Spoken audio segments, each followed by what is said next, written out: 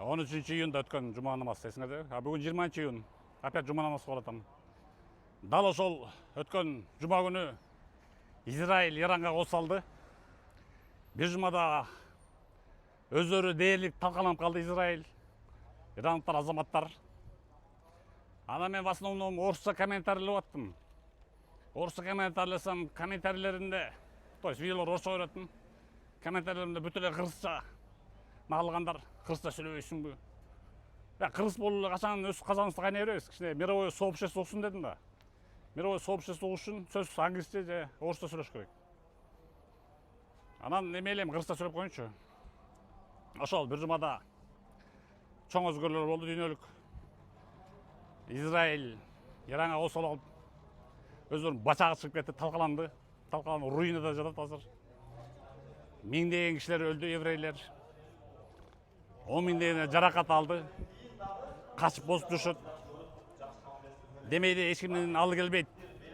Могущественный, кыйын деген еврейлер ошентип жөөттөрдүн башына караңгы түшүп, талкаланып ит болуп аткан кез азыр.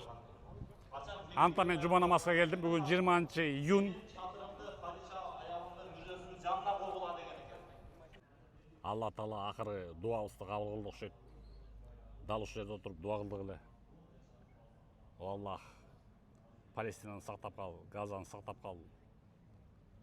Еврейлерди Израилде токтотуучу күч жибер. Дал ошол токтотуучу күч Иран болду. Иран дээрлик талкалап салды Израилди. Демек биздин дуаларыбыз кабыл болду. Мына дал ушул жерде отуруп дуа кылдык эле. Өздөрүнүн колунан эч нерсе келбесин түшүнгөн Израиль АКШ башчысы Дональд Трампка ишеничти эле. Дональд Трамп болсо текшинисине секирип кетти бүгүн. 2 жума ойлоном дагы деп. Ассаламу алейкум. Ошол менен алейкум ассалам. Учурашпайбызбы? Жумаңыз майрек болсун. Ошол менен Израиль лажа болду, калып кетти. Өткөн бир жумада Иран вообще катуу бомбалады Израилди. Камня на камня не оставил, почти талкалап салды.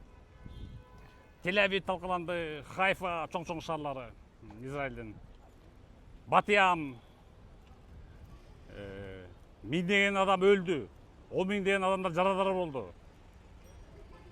Уранды талкаланган өрттөнгөн үйлөрдүн астында, имараттардын астында көптөгөн адамдар калды.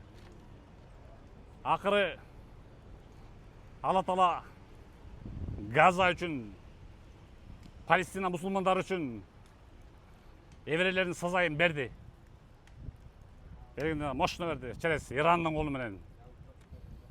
Ирандыктар албетте азамат, анткени өздөрү биринчи кол салган жок. Алар жооп берди да мощно талкалап таштады Израилди. Мен азыр Московский Гоголдун өтүп бартам. Жума намаз бүттү жаңы эле.